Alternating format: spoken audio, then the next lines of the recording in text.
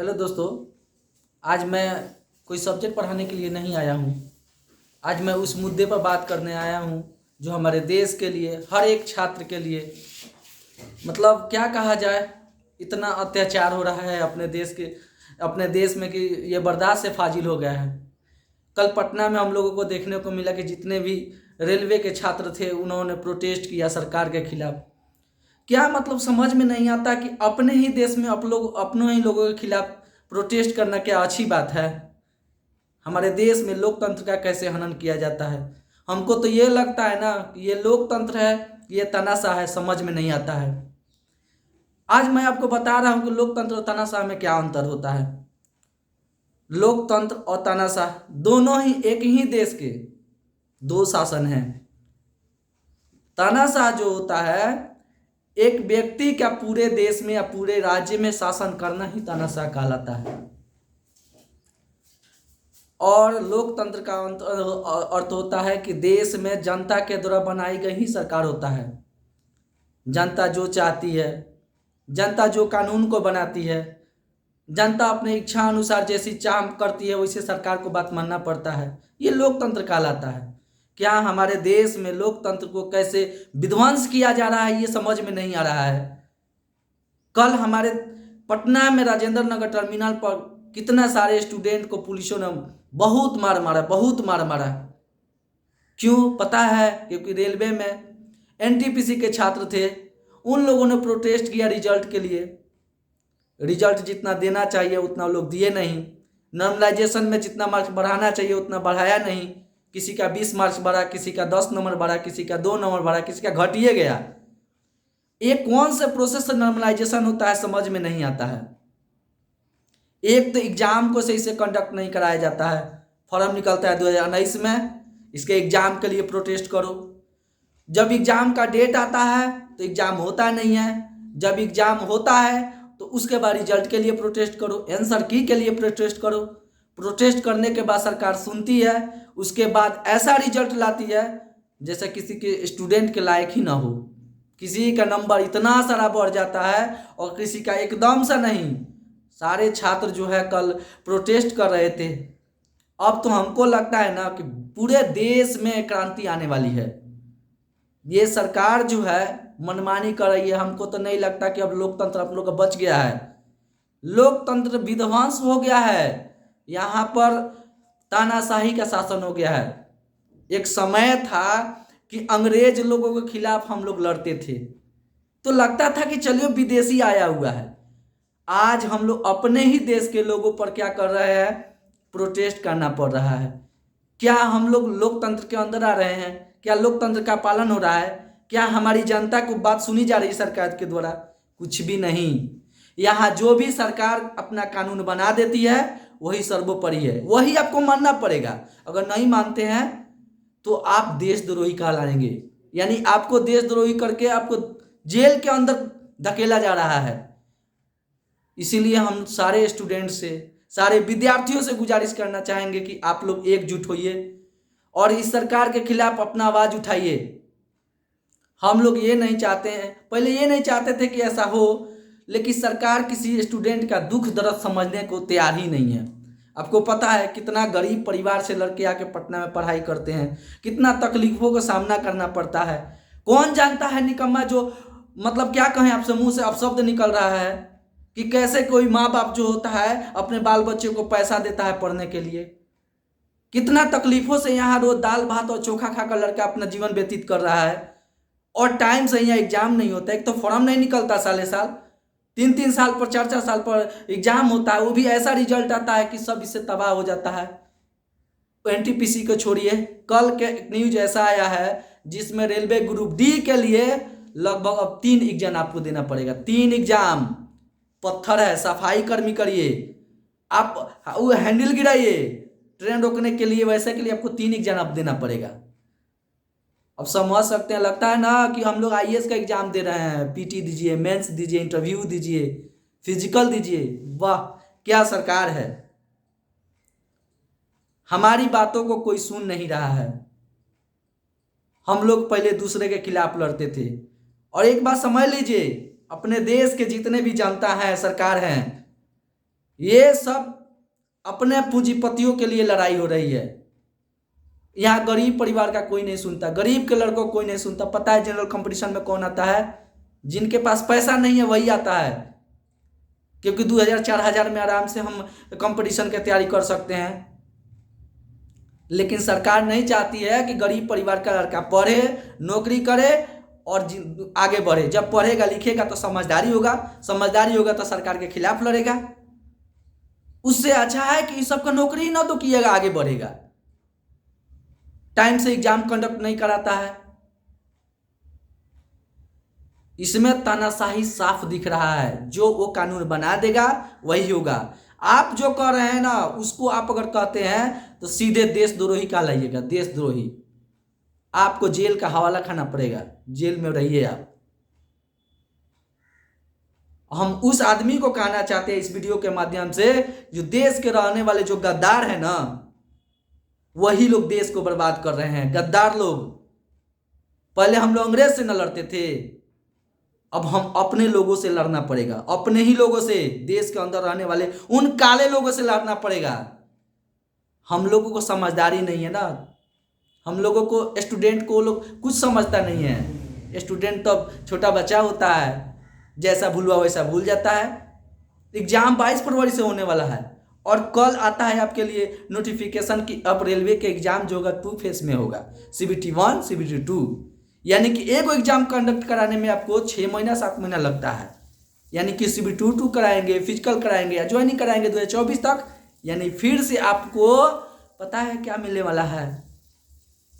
चाहते हैं रेलवे वाले जो मंत्री हैं, वो चाहते हैं कि आपको इलेक्शन के पहले कुछ ऐसा चीज़ दे दें कि सारे स्टूडेंट लोग खुश हो जाए और फिर से मेरा सरकार बने। यही चाहती है।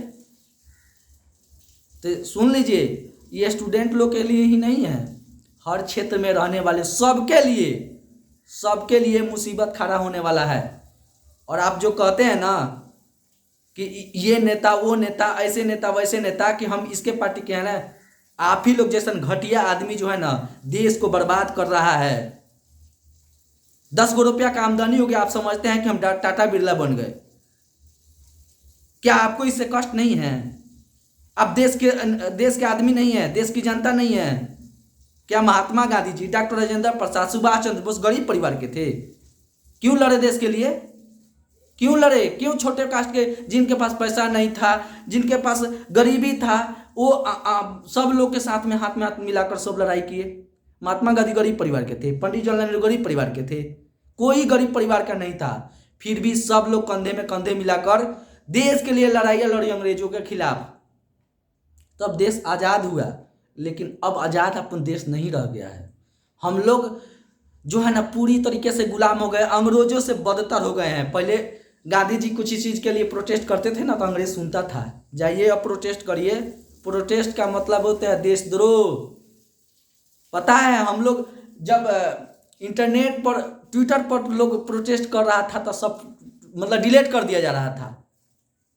हद हो गई यार, समझ में नहीं आता कि अपने देश में क्या हो रहा है।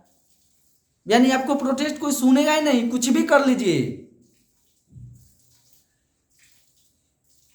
जो देश में रह रहे हैं ना, सारी जनता को हम बता देना चाहते हैं कि कम से कम इस बात को समझे कि एक अच्छे पढ़े लिखे नेता जो देश को चलाते हैं वैसा चुनना चाहिए। हमारे देश के जो नेता होते हैं उनके पढ़ने के लिए कोई एजुकेशन नहीं होता है, कोई एजुकेशन नहीं।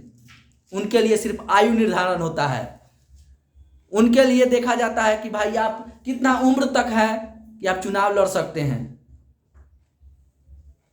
अब बताइए, आप देश के नागरिक हैं, आपको ये सब चीज़ समझना चाहिए। ये चीज़ आप भली भांति जानते हैं कि हमारे खिलाफ सरकार क्या कर रही है, फिर भी हाय सरकार, हाय सरकार, हाय बीजेपी, हाय कांग्रेस आप किए रहते हैं। हम वो नहीं कहते किसी पार्टी के विरोध नहीं कर रहे हैं, हम ये कहना चाहते हैं कि शिक्षित आदमी को आप चुनिए जो देश को चला सके। एक शिक्षित व्यक्ति को चुनिएगा तो देश आगे बढ़ेगा। हमारे देश के चलाने के लिए IAS लोग जो होते हैं उनके लिए डिग्रियां देखी जाती है। आपके लिए PT दीजिए, मेंस दीजिए, एग्जाम दीजिए। इन नेताओं को कौन टेस्ट लेगा? जब हमारा देश ये लोकतंत्र है तो इस लोकतंत्र में हम लोग जो चुनते हैं ना, महामूर्ख, पागल और जो कहा जाए सब हम लोग हैं। हम लोग सही हैं, यहाँ कोई कहता है कि हम इस पर मरते हैं तो उस पर मरते हैं तो इस पर मरते हैं, मरिए ना। कबो देश बर्बाद है, सब कुछ खत्म है। आप गुलाम हो चुके हैं इस अंग्रेजों के, जो गुलाम थे ना, तो अब इस कंपनियों के गुलाम है, इस सरकार के गुलाम है आप। देश आज़ादी ऐसे नहीं मिली, इसमें सारे लोग को एक होना पड़ा। पहले भी 300 वर्षों तक राज करने वाले अंग्रेज ऐसे नहीं थे, देश में रहने वाले गद्दार लोग ही थे, जिसके चलते हम लोग को इतना झेलना पड़ा। वो देश के गद्दार कोई और नहीं थे, बड़े बड़े नेता थे, बड़े बड़े राजा थे, जिसे हम उस दिन बताए थे कि रियासत कितने होते हैं, वही रियासत के राजा थे। जो देश के साथ गद्दारी करते थे उनको किसी प्रकार का तकलीफ नहीं था। कष्ट तो था उन लोगों को जो नॉर्मल परिवार से बिलोंग करते थे। आज भी हम यही कहना चाहते हैं कि जितने भी छात्र हैं, जितने भी लोग हैं, समझिए, एक पढ़े लिखे इंसान को चुनिए जो देश को अच्छे से चला सके, एक सबके परिवार को लेके चल सके। समझे कि एक स्टूडेंट का दुख दर्द क्या होता है, कितना कष्ट से पढ़ता है। जिस चीज़ के लिए पढ़ता है उस चीज़ के लिए कम से कम सुना जाता ना। हम सरकार के खिलाफ कोई आवाज़ उठाते तो सुनती क्यों नहीं है? यही हमारी लोकतंत्र है। यहाँ तानाशाह हो गया, तानाशाह। जिस तरह से उत्तर कोरिया में तानाशाही चलता है ना, उसी तरह अपना देश में तानाशाह हो गया है। यहाँ नियम कानून मिनटों सेकंडों में बदलता है, लेकिन आपके द्वारा नियम कुछ भी आप बोलिए, ये सरकार सुनने के लिए तैयार नहीं है। वो जो नियम बना दिया वो आपको मानना पड़ेगा, मानना ही पड़ेगा। यानी चुनाव तक आप कुछ भी बोलिएगा, यानी कि सरकार चाहती है किस तरह से आपको लुभा के, बहला के, फुसला के उसकी सरकार होना चाहिए। सबसे मूर्ख जनता हम लोग हैं। कहती है ए पार्टी से हैं, वो पार्टी से हैं, हम लोग कहते हैं ऐसे ही बर्बाद हो जाओगे, कोनो लायक नहीं रहोगे। हमारे देश में बैकवर्ड और फॉरवर्ड पर सब मरता है, जातियाता पर मरते। अरे हम सभी को कहते हैं, तुम लोग जो है 4 धर्मों 5 धर्मों में बटा हुआ है, हिंदू मुस्लिम सिख ईसाई, एक हिंदू बन के रहो, एक मुस्लिम बन के रहो, सिख बन के रहो, ईसाई बन के रहो। अब हिंदू के अंदर है राजपूत, भूमिहारा, अहिर जात के कर के मरता है ना सब। तो ये तू लोग क्या समझता है? ये सब हम लोग जो है ना, अब मुंह से तो अब शब्द आता है, ये सब सुन के कितना कष्ट हम लोग को झेलना पड़ता है। लेकिन अब इससे ज़्यादा नहीं बोलेंगे। कम से कम जातियाता पर ना मरे, प्लीज करके ना मरे। सब लोग एक रहें, जाति किसी को खाने के नहीं दे रहे, सब लोग एक ही बन के आए हुए हैं। इसमें दुख दर्द में सबको साथ देना चाहिए। आप हिंदू है तो हिंदू रहिए, मुस्लिम तो मुस्लिम रहिए ना। काहे के लिए आप झूठ मूठ के आप हिंदू धर्म के अंदर भी कटरपक्षी कर रहे हैं, अपने आप में लड़के मर रहे हैं, अपने अंदर अपने देश के अंदर द्वेष फैला रहे हैं। कम से कम एकजुट रहिए ना। आप सही रहिएगा ना तो देश के होने वाले नेता का भी नाम होगा कि उस देश के ऐसे लोग हैं, वहाँ के देश के ऐसे नेता हैं। जब देश के अंदर जब क्रांति फैलेगा ना, तो इस देश के नेताओं को भी कोई वैल्यू नहीं रहेगा। याद रखिएगा, कोई वैल्यू नहीं। किसी देश के जो नेता है वो वैल्यू नहीं देगा, चाहे वो नरेंद्र मोदी हो, चाहे रेलवे मिनिस्टर कोई क्यों ना हो, कोई नहीं देने वाला है ऐसा। वो डायरेक्ट बोलेगा कि देश के अंदर ऐसा क्रांति फैला हुआ है, वहाँ की जनता जो है प्रोटेस्ट करती है। क्या ये न्यूज पूरा इंटरनेशनल लेवल पर नहीं जाएगा? जाएगा। ये गृह युद्ध के नाम से जाना जाएगा। हो सकता है कुछ दिन में महाक्रांति आने वाली है। आपको समझदारी नहीं है। आप 1-2 आदमी 4 आदमी चंद लोगों के चलते इतना देश जो है ना बर्बाद के कगार पे पहुंच जा रहा है। हम आपसे क्या कहें, एक समय था यहाँ जियो का फ़ोन आया हुआ था, जियो का जो सिम होता है फ्री में मिलता था, साल भर फ्री में दिया। आज जाइए, आज तो आपको 400-500 रुपये 600 रुपये महीना का दिन डालना पड़ रहा है। देखिए आपको किस तरह से गुलाम बनाया है, आपको यह समझ में आएगा। आपको तो 1 से 2 दिन बर्दाश्त नहीं होता है।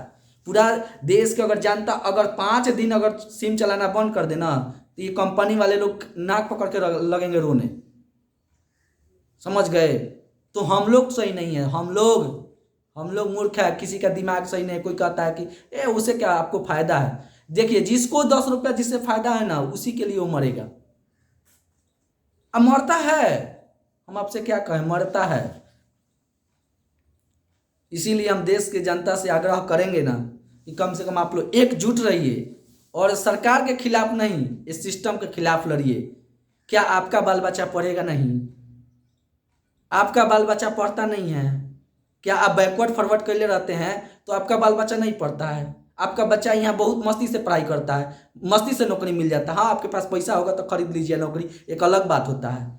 लेकिन जो मेहनत करके पढ़ता है ना, उसको बहुत दुख दर्द होता है। तब भी सरकार हम लोग का बात को नहीं सुनती है। तो एक बात ध्यान रखिएगा, क्रांति आएगा तो आएगा और पूरा देश में आएगा।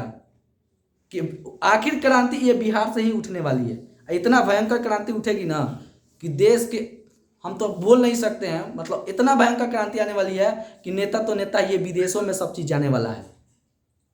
इससे इस वीडियो को इतना शेयर करिए कि कम से कम इस सरकार के पास, पहले इतना शेयर अपने दोस्तों के पास शेयर करिए कि कम से कम हम लोग सुधर जाएं, हम लोग सब लोग एकजुट हों।